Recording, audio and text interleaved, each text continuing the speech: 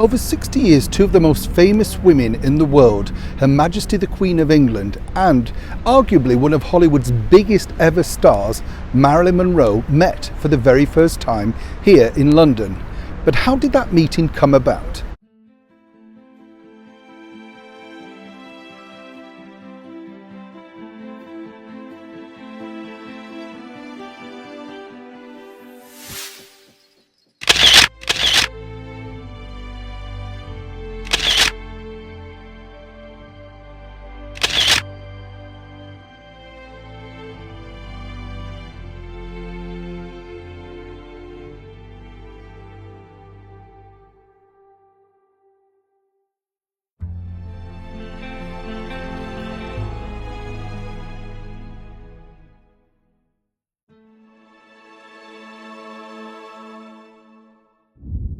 Hi, good morning, Neil Sean here in the heart of London, and I hope like me you're as fascinated by that infamous meeting between not just Her Majesty the Queen but also Princess Margaret too, alongside Marilyn Monroe. Now, Marilyn was in town simply because she was making The Prince and the Showgirl out at Pinewood Studios, a one and only British film. Now, I've been lucky enough to meet many people who met Marilyn during that particular period, and more importantly other people like Jack Lemmon's son and of course Dean Martin's son, who worked on her very last film, Something's Got to Give. It's at this particular scene that Marilyn met our very gracious Her Majesty the Queen in the heart of London at the Empire Cinema in Leicester Square. Now, it wasn't for a Marilyn Monroe film. Oh no, it was simply a royal film premiere. Now, these are very much sought after and still are today, simply because, of course, having the patronage of a senior member of the British royal family can really throw focus on your movie. If you think back to when Princess Diana attended premieres, it was mayhem. You can't always remember the movie, but you certainly remember the royal visit. Well, on this particular occasion, there wasn't just the Queen of England, but there was the reigning Queen of Hollywood. As I say, Marilyn was in town making a one and only British movie. Now, our own sex bomb, Dinah Dawes, had also flown off to Hollywood for the very first time because she'd signed a deal with RKO, so these two blonde bombshells sadly never met. Now, here's where it gets really interesting for me, simply because, of course, I got some real insight into that particular night. That's all thanks to my meeting with the late and very beautiful Her Royal Highness, Princess Margaret. Now, I was lucky enough to meet Her Royal Highness Princess Margaret in my capacity of working in one of the world's most glamorous hotels in London, which was called then the Hotel Russell. Now, this was a Gothic, very impressive Edwardian hotel, and the Princess was attending a function there for, well, some kind of charity that she was involved with.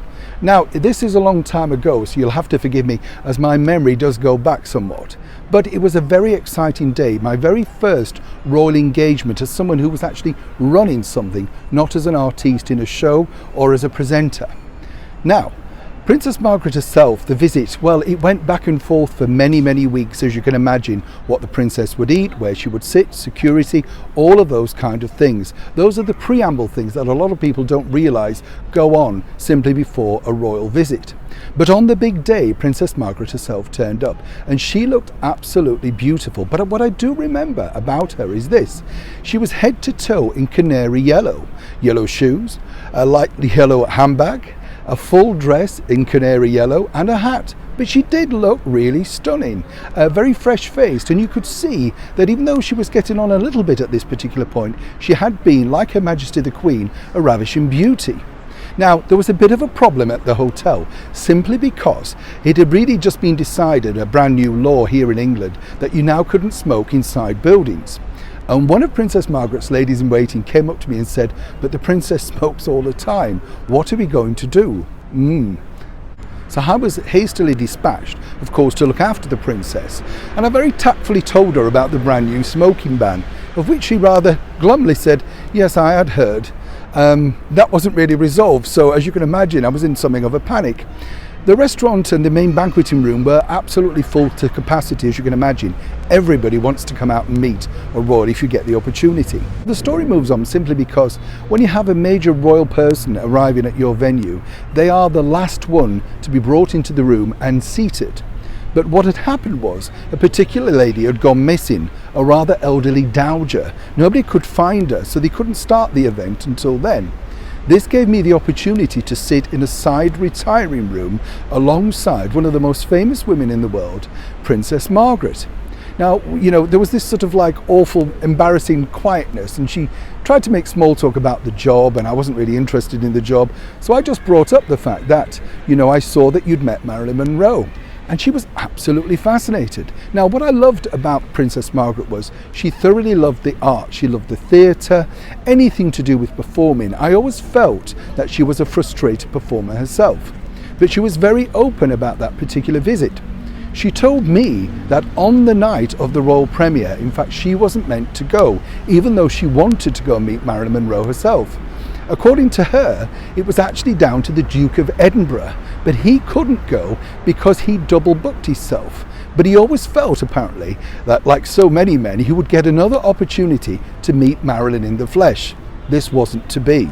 So that's how Princess Margaret ended up meeting one of the most famous movie stars in the world. Now, Princess Margaret pointed out that a royal premiere can be nerve-wracking, not just for someone like herself, but of course for the stars that you're meeting. She did remember, of course, meeting another Hollywood legend, Joan Crawford.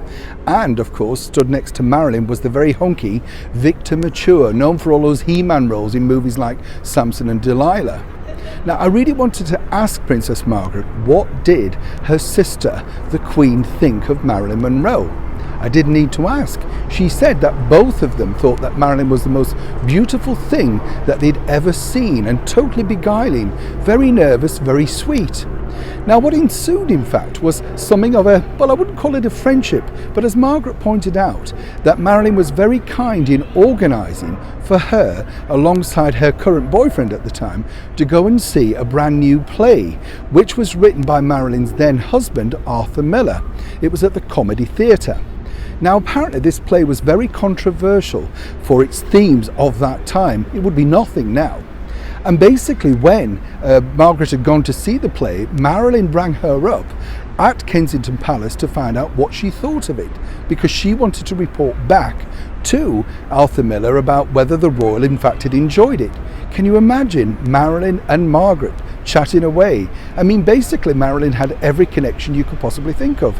And as we know, in her later years, of course, she became very friendly with the President of the United States, President Kennedy. But here's another bit of inside info regarding that particular royal meeting. Apparently on the night there was lots and lots of problems because Marilyn was running late, invariably. But it wasn't down to her. She in fact got stuck at Pinewood Studios simply because Laurence Olivier, of whom she was making the movie with, insisted on retake after retake. But what really emerged after was that he wasn't invited to this particular royal premiere, and more importantly, he wasn't that keen on going because he knew that he couldn't get all the publicity. That was one of the problems when Laurence and Marilyn got together. He realised that he was never going to get, of course, all the star publicity simply because she was Marilyn Monroe. Princess Margaret then did point out that she felt that Marilyn was a very sort of sad person, seemed very lonely and lacking in real friends. And it was really strange actually to have that moment with someone like Princess Margaret. There was a lady in waiting with her, so there is proof of this meeting. But what's interesting, I find, is this, is that Princess Margaret herself really was a very kind, gentle person, and more importantly, did love being a royal. But as I say, I think behind the scenes, she was rather beguiled herself about becoming an actress. We did see her in some home movies with Peter Sellers. So how did the lunch go? Well, basically, the chef was rather upset simply because Princess Margaret was on a rather strict diet. So she'd had her own meal sent over from Buckingham Palace from her own personal chef. This didn't go down well with our chef at the hotel. And how did it go with the smoking? Well, it was a little bit tricky really, because Princess Margaret did light up and she had a cigarette holder, so that really wasn't a problem. But I couldn't find an ashtray because it'd all been removed, you see. So we had to give one of our very best china saucers for, of course, Princess Margaret to dock a cigarette out on. When she left, she met everybody. Everybody was, well, over the moon at having a royal in our presence for a very special lunch. And it's a meeting that I'll never forget, not just, of course, for meeting such a lovely lady, but for the fact that she gave such wonderful insight herself into meeting another legend in the shape of Marilyn Monroe. Oh, and there's a bit of a foresight to that as well. She did point out, Princess Margaret, that Marilyn, of course, wasn't as dumb as she liked to play on screen. And let me tell you why. Sir Laurence Olivier was the very first celebrity to have his own branded cigarette, which was put together from a secret blend that he apparently had some input in. They were called Olivier's. They weren't apparently very nice. Now, according to Princess Margaret, who'd been given a packet by the actor himself, she said she didn't bother smoking them because they really didn't have anything of a kick.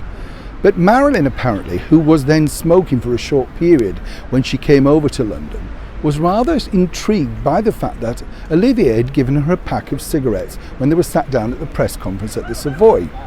But of course it was a rather shrewd move by him because, of course, if he could place his cigarettes in front of the world's most famous star, imagine the publicity that that would get for his brand. Now remember, he got 2 pence for every single packet that he sold. That was a lot of money way back in the 50s. Marilyn foresaw this, looked at her publicity manager, who swiftly removed the packet just as the cameras rolled, making Sir Laurence seething. So not so dumb after all. Neil Sean in the heart of London.